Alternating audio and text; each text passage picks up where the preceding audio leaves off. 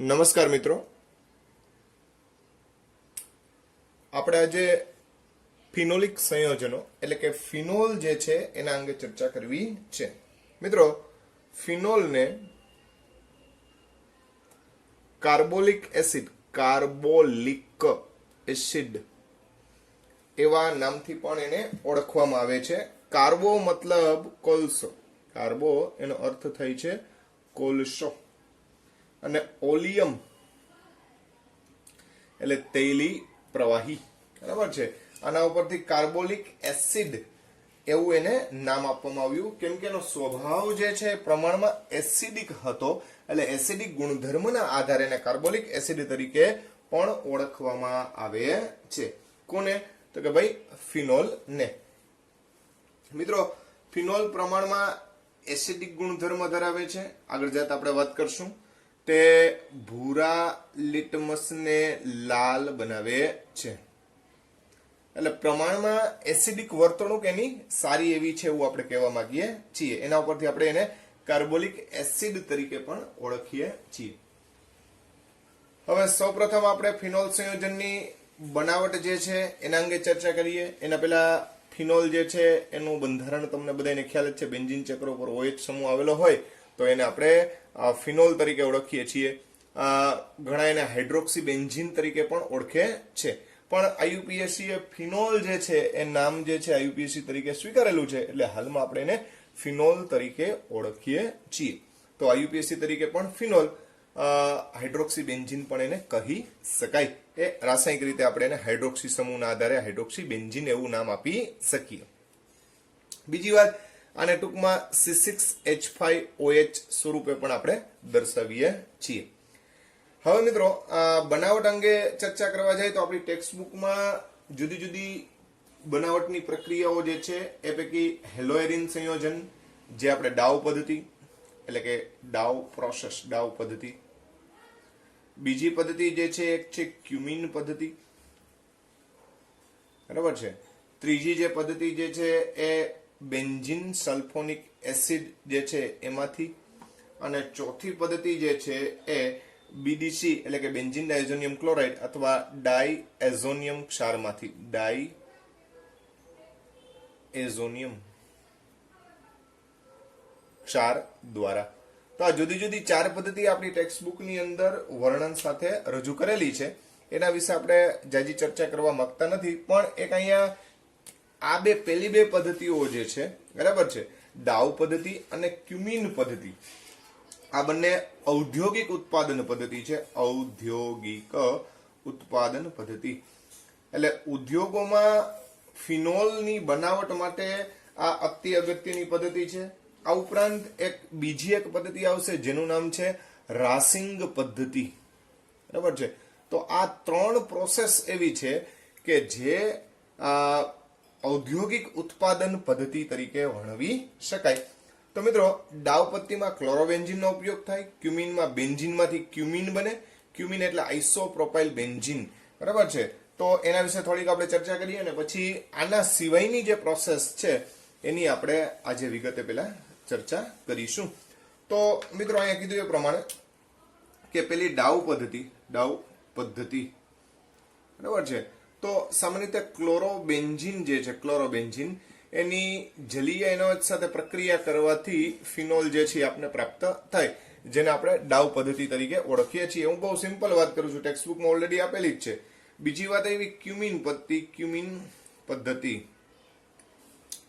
તો મિત્રો, એમાં બેન્ઝીન જે છે, બેન્ઝીન એની જ્યારે CH2 ડબલ બંધ CH3, આ જે છે એ પ્રોપીન છે.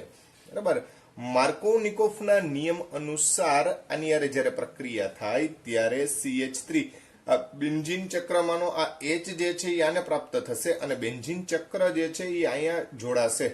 બરાબર છે. અને આ રીતે એક સંયોજન બનશે.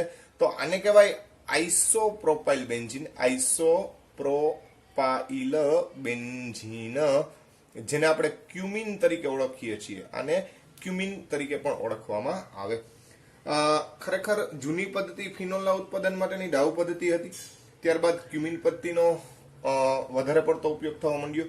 ક્યુમિન પત્તીમાં શરૂઆતનો ઘટક જે છે એ બેન્ઝીન છે, એટલે ક્લોરોબેન્ઝીનની સાપેક્ષમાં પ્રમાણમાં સસ્તો, બરાબર છે. બીજું, આનો ઉત્પાદન ખર્ચ ઓછો છે, શુદ્ધતા વધુ છે. બીજું કે ક્યુમિનમાં અંતિમ નિપજ તરીકે ફિનોલ જે છે એની સાથે સાથે એસિટોન જેવો અગત્યનો દ્રાવક પણ પ્રાપ્ત થાય. આ એસિટોન પ્રાપ્ત થાય જે અગત્યનો દ્રાવક છે, એટલે એના જેવું છે, આમ કે આમ ઓર ગુઠલીઓ કે બીદામ, બરાબર છે. એટલે ટૂંકમાં ફિનોલ તો પ્રાપ્ત થાય છે, સાથે સાથે એસિટોન પણ અગત્યના દ્રાવક તરીકે પ્રાપ્ત થાય છે. માટે આ પદ્ધતિ જે છે એ વધારે સુપીરિયર ગણાવી શકાય. એટલે ઔદ્યોગિક ઉત્પાદનમાં વધુ યોગ્ય પદ્ધતિ કોઈ હોય તો એ છે ક્યુમિન. મેં આખી પ્રોસેસ નથી લખી મિત્રો, ખાલી જે જરૂરી પોઈન્ટ છે એ અહીંયા દર્શાવેલા છે. આઇસોપ્રોપાઇલ બેન્ઝીન એનું હવે એર ઓક્સિડેશન કરી અને પછી જળ વિભાજન કરવાથી આપણને ફિનોલ પ્રાપ્ત થાય, જેને આપણે કઈ પદ્ધતિ તરીકે ઓળખીએ છીએ? ક્યુમિન પદ્ધતિ. એટલે ક્યુમિન પદ્ધતિ જે છે એ વધારે ફાયદાકારક છે. ત્યારબાદ ત્રીજી પદ્ધતિ જે છે એ મેં તમને કીધું ઔદ્યોગિક ઉત્પાદન માટેની રાસિંગ પદ્ધતિ, બરાબર છે. આ રાસિંગ પદ્ધતિ આમ જોવા જાવ તો એકચ્યુઅલમાં ડાઉ પદ્ધતિ જેવી જ છે, બરાબર, પણ થોડીક એના કરતા અલગ રીત છે. તો જેની અંદર બેન્ઝીન લેવામાં આવે, આ બેન્ઝીન જે છે એની હાઇડ્રોક્લોરિક એસિડ અને ઓક્સિજનની હાજરીમાં એને CuCl2 ક્યુપ્રસ ક્લોરાઇડ અને ફેરિક ક્લોરાઇડ જે છે એની સાથે 300 ડિગ્રી સેલ્સિયસ જેટલા ઊંચા તાપમાને ગરમ કરવામાં આવે. પ્રક્રિયા થાય એટલે સૌ પ્રથમ આ બંને પ્રક્રિયા કરી અને શું બનાવશે તો કે અહીંથી એક H ને વિસ્થાપિત કરશે, આ એક H, અહીંયા એક H અને આનો અડધો એટલે એક O, બરાબર છે. એટલે પાણીનો અણુ દૂર થાય અને ક્લોરોબેન્ઝીન પ્રાપ્ત થાય.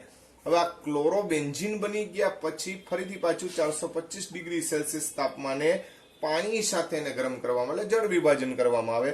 એટલે ક્લોરોબેન્ઝીન જે છે એનું રૂપાંતરણ જે છે કેમાં થશે? ફિનોલમાં થશે અને HCl અણુ છે એ શું થાય? દૂર થાય. આ રીતની એક પ્રોસેસ છે. આ પદ્ધતિના રાસિંગ પદ્ધતિ કહેવાય. એટલે રાસિંગ પદ્ધતિમાં એકચ્યુઅલમાં બેન્ઝીનમાંથી ફિનોલ પ્રાપ્ત થાય, અથવા તો જેને કહીએ આપણે ક્લોરોબેન્ઝીન જે એમાંથી ફિનોલ પ્રાપ્ત થાય એમ પણ કહી શકો. તો આ જે છે એક રાસિંગ પદ્ધતિ તરીકે એને ઓળખવામાં આવે. તો મિત્રો આ મુખ્ય 3 પદ્ધતિ છે જે બધી ઔદ્યોગિક ઉત્પાદન પદ્ધતિઓ છે કે આ પદ્ધતિઓ વડે પુષ્કળ પ્રમાણમાં ફિનોલ બનાવી શકાય અને આ બધી પદ્ધતિઓ જે છે ઉદ્યોગોમાં ઉપયોગમાં લેવામાં આવતી હોય છે. આ ઉપરાંત પણ કેટલીક પ્રક્રિયાઓ જે છે જે ફિનોલની બનાવટ માટે ઉપયોગી ગણવામાં આવે, જેમ કે ફિનોલિક એસિડ નું ડીકાર્બોક્સિલેશન, બરાબર છે. તો ફિનોલિક એસિડ એટલે તમને ખબર છે મિત્રો, બેન્ઝીન ચક્ર હોય એમાં OH છે એટલે આ ફિનોલ થયું, બરાબર. હવે આની હારે જો કાર્બોક્સિલિક એસિડ જોડી દઈએ તો આવું જે સંયોજન જે છે એને આપણે ફિનોલિક એસિડ તરીકે વર્ણવશું. આ સેલિસિલિક એસિડ છે, સેલિસિલિક એસિડ. હવે મિત્રો તમે જાણો છો કે જો કાર્બોક્સિલિક એસિડ ધરાવતો કોઈ પણ સંયોજન હોય એને આપણે સોડા લાઇમ સાથે ગરમ કરવામાં આવે, બરાબર છે. તો સોડા લાઇમ સાથે જ્યારે પણ ગરમ કરવામાં આવે ત્યારે ડીકાર્બોક્સિલેશન પ્રક્રિયા થાય. કઈ પ્રક્રિયા થાય? ડીકાર્બોક્સિલેશન. ડીકાર્બોક્સિલેશન અર્થઘટન એવો થાય કે કાર્બન ડાયોક્સાઇડ નો અણુ શું કરવો? દૂર કરવો. આને કહેવાય સોડા લાઇમ. ગરમ કરશો એટલે Na2CO3 જે છે એ રિમૂવ થશે, Na2CO3, અને અહીંથી આ CO2 રિમૂવ થાય એટલે H આને આપી દો તો ફિનોલ સંયોજન જે છે એ આપણને પ્રાપ્ત થશે. તો આ રીતની એક પ્રોસેસ થાય જે આપણે ફિનોલના ઉત્પાદનમાં કામ લાગે. બીજી પ્રક્રિયા જે છે એ ગ્રિગ્નાર્ડ પ્રક્રિયા વડે,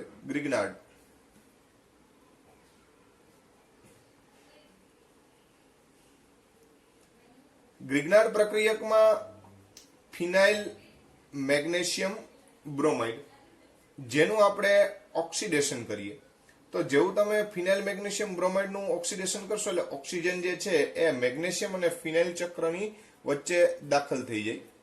આ રીતનો એક મધ્યસ્થ નિપજ જે છે એ આપણને પ્રાપ્ત થશે. હવે આપણે એનું જળ વિભાજન કરી નાખીએ પાણી વડે, તો પાણી વડે પ્રક્રિયા થાય, H છે એ O ને મળશે, અહીંયા H આવશે અને અહીંયા શું આવશે? OH. એટલે આપણો ફિનોલ સંયોજન જે છે એ આ રીતે પ્રાપ્ત થાય. સાથે સાથે MgOH અને Br આ અંતિમ નિપજ પ્રાપ્ત થશે. તો આ રીતે પણ ફિનોલ જે છે આને કહેવાય ફિનાઇલ મેગ્નેશિયમ બ્રોમાઇડ, જેને આપણે ગ્રિગ્નાર્ડ પ્રક્રિયક તરીકે ઓળખીએ છીએ. પહેલા ઓક્સિડેશન કરવાનું, પછી શું કરવાનું છે? જળ વિભાજન. તો આ રીતે પણ મિત્રો આપણે શું બનાવી શકીએ? તો કે ભાઈ ફિનોલ જે છે એનું ઉત્પાદન કરી શકીએ. ત્યારબાદ બેન્ઝીનમાંથી ઉદ્દીપકીય ઓક્સિડેશન વડે પણ ફિનોલ બનાવી શકાય. એટલે બેન્ઝીનનું ઉદ્દીપકીય ઓક્સિડેશન, બેન્ઝીનનું ઉદ્દીપકીય ઓક્સિડેશન, બરાબર છે. તો બેન્ઝીનનું ઉદ્દીપકીય ઓક્સિડેશન જ્યારે કરવામાં આવે ત્યારે શું થાય? તો કે ભાઈ આ બેન્ઝીન લીધો, બરાબર છે, એનું આપણે કરવાનું શું છે ભાઈ? ઓક્સિડેશન. કોની મદદથી? તો કે વેનેડિયમ પેન્ટોક્સાઇડ સાથે સાથે 300 ડિગ્રી સેલ્સિયસ જેટલું ઊંચું તાપમાન રાખવાનું. પ્રક્રિયા થાય એટલે તમને ખબર જ છે કે ભાઈ કોઈ પણ એક જગ્યાએથી H જે છે એની હારે ઓક્સિજન દાખલ થશે, બરાબર છે. એટલે ઓક્સિજન ઉમેરવાની પ્રક્રિયા થાય, ઓક્સિડેશન. આ રીતે ફિનોલ પ્રાપ્ત થાય, બરાબર છે. મિત્રો જ્યારે ફિનોલની આપણે ઝીંક પાવડર આયરે કરશું તો બેન્ઝીન મળશે, ધ્યાન રાખજો, બરાબર છે. જેને આપણે ડીઓક્સિડેશન પ્રક્રિયા જે કહીએ, એટલે ઓક્સિજન દૂર થવાની પ્રક્રિયા તરીકે પણ ઓળખતા હોય છે, અથવા રિડક્શન પ્રોસેસ પણ તમે એને કહી શકો.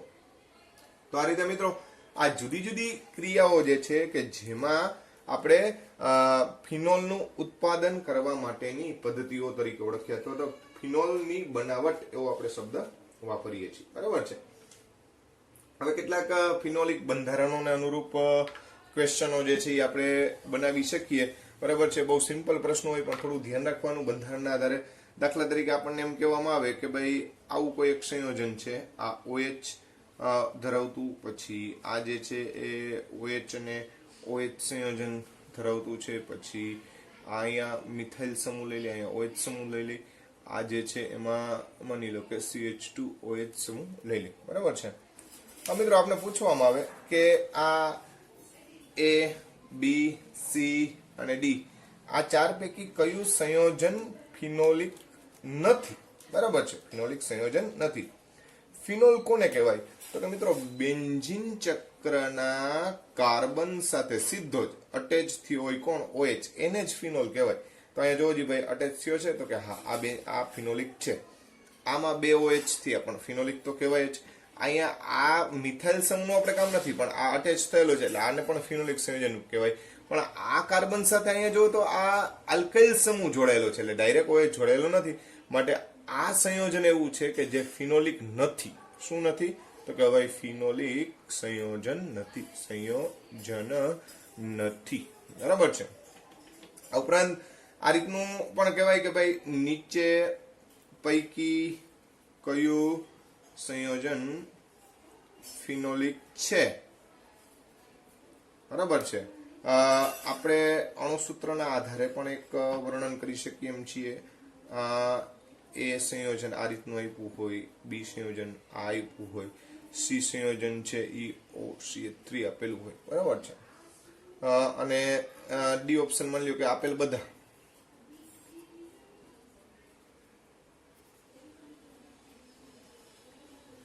તો જોવો જી મિત્રો, અહીંયા આપણને શું પૂછ્યું છે? સંયોજન કયું ફિનોલિક છે. હવે તમે જાણો છો કે આમાં ડાયરેક્ટ OH જોડાયેલો, એટલે આ સંયોજન ફિનોલિક કહેવાય. આ OH વાળું છે એ સંયોજન ફિનોલિક ન કહેવાય. આ OCH3 એટલે આ ઇથર સંયોજન કહેવાય. કેવું કહેવાય? ઇથર.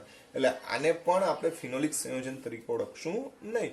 તો આવી રીતે કોઈ પણ પ્રશ્ન જે છે એ ઉદ્ભવી શકે. બીજું, આ ત્રણેયના અણુસૂત્ર જે છે એ બરોબર જોજો, સમાન થાય. 6 કાર્બન ને એટલે C7 છે, બરાબર છે. અહીંયા 1 2 3 4 ને 5 ને 3 8 એટલે C7H8O સંયોજન. આવા અણુસૂત્ર ધરાવતું આવી રીતે પણ પ્રશ્ન પૂછે કે C7H8O અણુસૂત્ર ધરાવતું કયું સંયોજન ફિનોલિક છે? તો એના માટેનો જવાબ આ આવે, બરાબર. સોરી, એના માટેનો જવાબ છે એ કયો આવશે? આ આલ્કોહોલિક પૂછ્યું હોય તો આ આવે, બરાબર છે. અને ઇથર વાળું પૂછ્યું હોય તો આ સંયોજન આવે. એટલે બે રીતે આપણને પ્રશ્ન પૂછી શકે. તો આવી વસ્તુ ધ્યાનમાં રાખવાની. બીજું, એક વખત સામાન્ય રીતે આ એક ક્વેશ્ચન પણ અગાઉ પૂછાયેલો છે, તો આ વસ્તુને પણ ધ્યાનમાં રાખજો કે C6H6O2 અણુસૂત્ર ધરાવતા ફિનોલિક બંધારણની સંખ્યા, ફિનોલિક બંધારણની સંખ્યા પૂછેલી છે, બરાબર છે. શું પૂછ્યું છે ભાઈ? C6H6O2. તો મિત્રો C6H6O2 પ્રમાણે જોવા જાવ તો આ બેન્ઝીન ચક્ર એટલે C6H6 પણ O2 કીધું છે એટલે આપણે અહીંયા OH લખી શકીએ કે નહીં? તો તમે જાણો છો એ પ્રમાણે કે આમાં ઓર્થો, મેટા અને પેરા આવા ત્રણેય વિકલ્પ શક્ય બને. ઓર્થો, મેટા અને પેરા, બરાબર છે. પછી આ બાજુ લ્યો તો એ મેટા જ કહેવાય. તો અહીંયા ઓર્થો, મેટા અને પેરા એવા ત્રણેય ઘટકો જે છે શક્ય બને. એટલે 1 2 1 3 અને 1 4 આ છે બેન્ઝીન 1,2 ડાયોલ, બરાબર છે. આ બેન્ઝીન 1,3 ડાયોલ અને આ બેન્ઝીન 1,4 ડાયોલ. આ સંયોજનો જે છે એ સામાન્ય નામથી પણ પ્રચલિત છે, જેમાં આને આપણે કેટેકોલ આ જે છે એ રિસોર્સિનોલ એવા નામથી એને ઓળખીએ છીએ આપણે, રિસોર્સિનોલ, બરાબર છે. અને આ જે પેરા જે છે એને ક્વિનોલ એવા નામથી આપણે ઓળખીએ, અથવા હાઇડ્રોક્વિનોન એવો શબ્દ પણ એને કહેવાય. તો આ રીતે પણ પૂછી શકે. તો આ વસ્તુ ધ્યાનમાં રાખજો. C6H6O2 અણુસૂત્ર ધરાવતા ફિનોલિક બંધારણો જે છે એના સંદર્ભમાં આપણે આવા પ્રશ્ન પૂછી શકે. હવે મિત્રો આપણે ફિનોલિક સંયોજન જે છે એના સૌપ્રથમ એસિડિક ગુણધર્મ જે છે એનાથી શરૂઆત કરીએ. તો તમે જાણો છો એ પ્રમાણે પહેલા જ વાત કરી કે ભાઈ ફિનોલ જે છે એને આપણે કાર્બોલિક એસિડ તરીકે પણ ઓળખીએ છીએ, બરાબર છે. શું કામ? તો કે ભાઈ એસિડિક ગુણધર્મ ધરાવે. તો ફિનોલના એસિડિક ગુણધર્મ, એસિડિક ગુણધર્મ. મિત્રો ફિનોલ જે છે એમાં OH સમૂહ આવેલો હોય. જ્યારે આનું જલીય દ્રાવણ બનાવવામાં આવે ત્યારે પાણીના અણુ સાથે હાઇડ્રોજન બંધ બનાવે, બરાબર છે. એટલે અહીંયા ફિનોક્સાઇડ આયન ઉત્પન્ન થાય અને સાથે સાથે H3O+ પ્રાપ્ત થાય. જેમ H3O+ ની સાંદ્રતા વધે એમ એસિડિક વૃત્તિ વધે. બીજું, ફિનોક્સાઇડ આયન જે છે એ સ્થાયિત્વ ધરાવે તો અહીંયા એસિડિક વૃત્તિ વધે, બરાબર છે. એટલે બધો આધાર ફિનોક્સાઇડ આયન ઉત્પન્ન થવાની ક્રિયા ઉપર, એટલે કે H3O+ ઉત્પન્ન થવાની ક્રિયા જે છે એના ઉપર રહેલો છે એમ આપણે કહી શકીએ. જેમ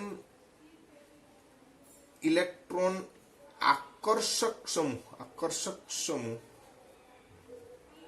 ફિનોલિક બંધારણમાં, ફિનોલિક ચક્રમાં જોડવામાં આવે તેમ તેની એસિડિકતા વધે. એટલે દાખલા તરીકે NO2 સમૂહ છે અથવા XClBrI છે, બરાબર છે. આવા સમૂહો જ્યારે તમે ફિનોલ ચક્ર સાથે જોડ્યા હોય ત્યારે એની એસિડિક વૃત્તિમાં શું થાય? વધારો થાય. એટલે ફિનોલની જગ્યાએ નાઇટ્રોફિનોલ લ્યો તો એ વધારે એસિડિક ગણાય. સામે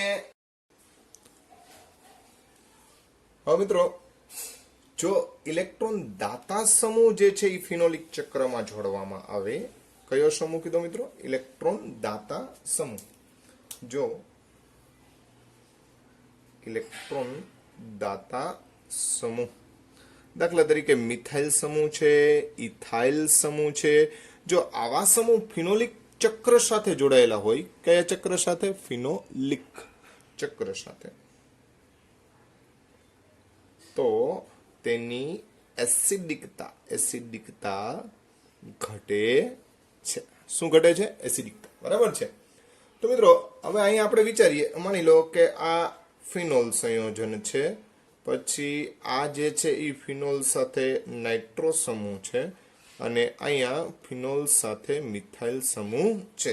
આવા ત્રણ આપણે સંયોજન વિચારી લીધા અને આપણે A કહી દઈએ અને આપણે B કહી દઈએ અને આને આપણે C કહી દઈએ. હવે આની એસિડિકતાનો આપણે ક્રમ પૂછવામાં આવે કે ભાઈ સૌથી પ્રબળ એસિડિક સંયોજન કયું, બરાબર છે. તો પહેલા જ આપણે વાત કરી કે ભાઈ ઇલેક્ટ્રોન આકર્ષક સમૂહ જ્યારે જોડાયેલો હોય તો એની એસિડિકતામાં ખૂબ વધારો થાય. એટલે નાઇટ્રો સમૂહ જે છે એવું ફિનોલ જે છે એ વધારે એસિડિક ગણાય. ત્યારબાદ સંયોજન A આવશે, બરાબર છે. અને સૌથી છેલ્લે એસિડિક પ્રબળતા જે છે એનો આ ઉતરતો ક્રમ કહી શકીએ. સૌથી ઓછી એસિડિક વૃત્તિ કોની હશે? તો કે ભાઈ મિથાઇલ સમૂહ ધરાવતા ફિનોલની. શા માટે? તમને ખ્યાલ આવે જ છે. કે ભાઈ જ્યારે પણ ઇલેક્ટ્રોન દાતા સમૂહ એની હારે જોડાશે, ઇલેક્ટ્રોન દાતા આકર્ષક જોડાય તો એસિડિકતા વધી જાય, પણ દાતા સમૂહ જે છે એ ફિનોલિક ચક્રની એસિડિકતા જે છે એમાં શું કરે છે તો કે ભાઈ ઘટાડો કરે છે. તો આ રીતે મિત્રો ફિનોલ સંયોજન જે છે એના સંદર્ભમાં આ ચર્ચા ધ્યાનમાં રાખજો કે જેના એસિડિક ગુણધર્મો જે છે એ દર્શાવે છે. તો આ ફિનોલ માટે થઈને ચર્ચા થઈ. બીજી સાથે સાથે ચર્ચા એ પણ ધ્યાનમાં રાખજો કે ભાઈ ફિનોલ છે એ કીધું એ પ્રમાણે કે ભાઈ ફિનોલ સંયોજન જે છે એ ભૂરા લિટમસને લાલ બનાવે, ભૂરા લિટમસને લાલ બનાવે છે, બરાબર છે, જેનો એસિડિક ગુણધર્મ.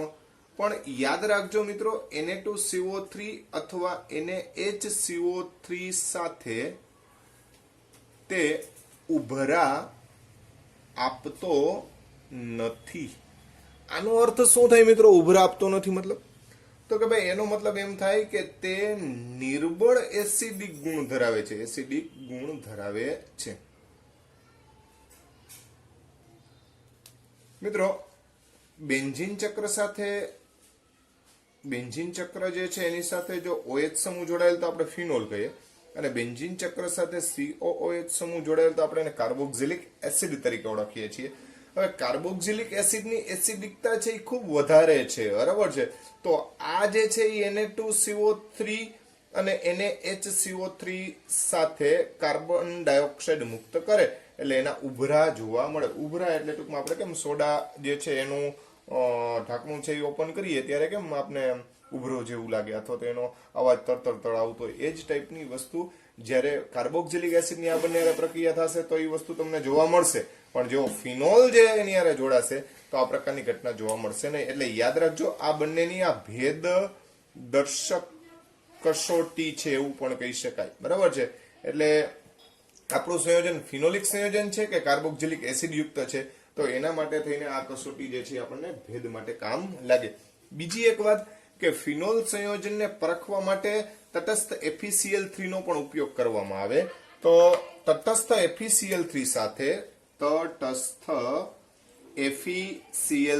સાથે ફિનોલ શું કરે છે તો કે ભાઈ જાંબલી રંગ આપે, જાંબલી રંગ, બરાબર છે.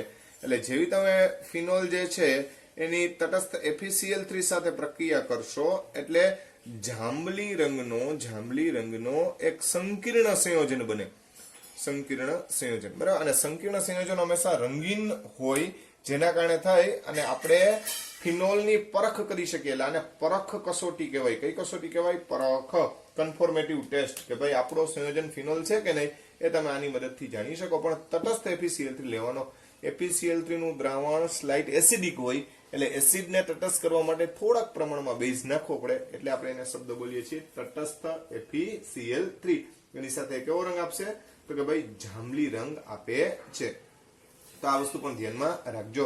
તો આ રીતે ભાઈ આ એના એસિડિક ગુણધર્મોને અનુરૂપ જે છે એ ચર્ચા થઈ. કોના એસિડિક ગુણધર્મ થયા તો કે ભાઈ ફિનોલના એસિડિક ગુણધર્મ. ત્યારબાદ આપણે ફિનોલિક સંયોજન એટલે કે ફિનોલ જે છે એની આપણા ટેક્સ્ટ બુકમાં જે રિએક્શન નથી આપેલા એવા કેટલાક રિએક્શન જે છે એની આપણે ચર્ચા કરશું. તો ફિનોલના કેટલાક રાસાયણિક ગુણધર્મો જે છે એના સંદર્ભે વાત કરીએ એટલે રાસાયણિક પ્રક્રિયા. તો પહેલું જે રિએક્શન જે છે એ છે બુચર રિએક્શન. મિત્રો બુચર રિએક્શન એટલે એમોનિયા સાથે પ્રક્રિયા. કોની સાથે પ્રક્રિયા? એમોનિયા સાથે. નિર્જળ ઝિંક ક્લોરાઇડની હાજરીમાં એમોનિયા સાથે આપણે પ્રક્રિયા કરવાની છે, જેને આપણે બુચર રિએક્શન કહીએ છીએ. ફિનોલ એની જ્યારે એમોનિયા સાથે નિર્જળ ઝિંક ક્લોરાઇડની હાજરીમાં પ્રક્રિયા કરવામાં આવે. કેટલા તાપમાને તો કે ભાઈ 300 ડિગ્રી સેલ્સિયસ તાપમાને પ્રક્રિયા કરવામાં આવે ત્યારે બેન્ઝીન ચક્ર ઉપર એમિનો સમૂહ દાખલ થાય, બરાબર છે. સાથે સાથે પાણીનો અણુ છૂટો પડશે. આ એનિલીન જે અહીંયા બન્યો, બરાબર છે, કેમાંથી બન્યો? ફિનોલમાંથી, બરાબર છે. આ પ્રક્રિયાને બુચર રિએક્શન તરીકે ઓળખવામાં આવે છે.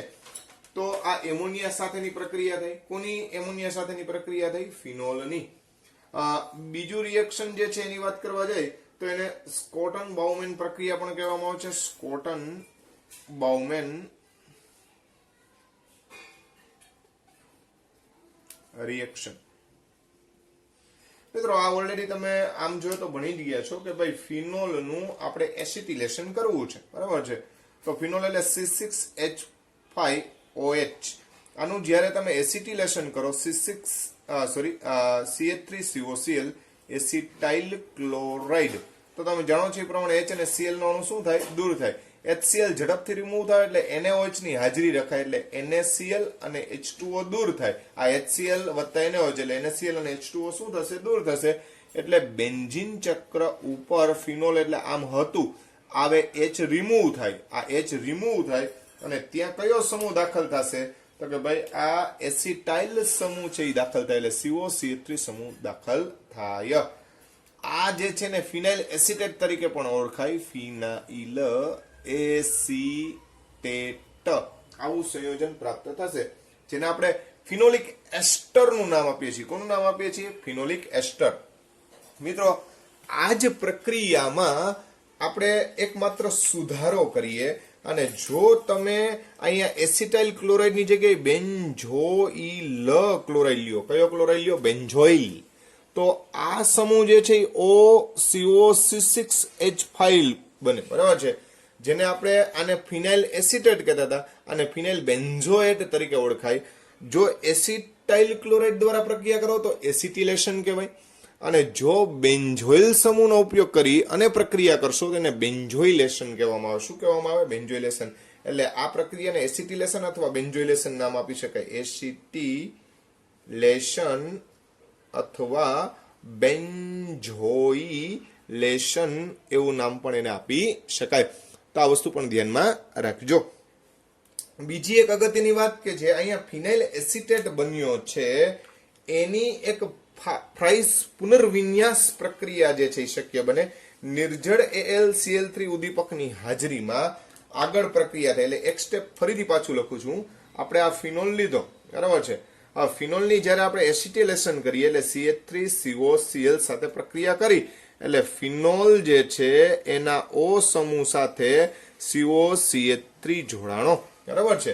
હવે આની નિર્જળ AlCl3 ની હાજરીમાં આ પુનર્વિન્યાસ થાય. પુનઃવિન્યાસ, પુનઃ એટલે પાછું, વિન્યાસ એટલે ગોઠવણ, જેને ફ્રાઇસ નામના વૈજ્ઞાનિક પરથી ફ્રાઇસ પુનઃવિન્યાસ એવું નામ અપાય, બરાબર છે. શું થાય મિત્રો, તો કે આ COCH3 સમૂહ અહીં આવી જાય અને અહીંનો H આને મળી જાય તો ફિનોલિક એટલે આ OH સમૂહ અને અહીંયા COCH3 સમૂહ જે છે આવું ઓર્થોમાં પણ શક્ય બને અને સાથે સાથે પેરામાં પણ આ જ ઘટના જોવા મળે COCH3 સમૂહ ધરાવતી.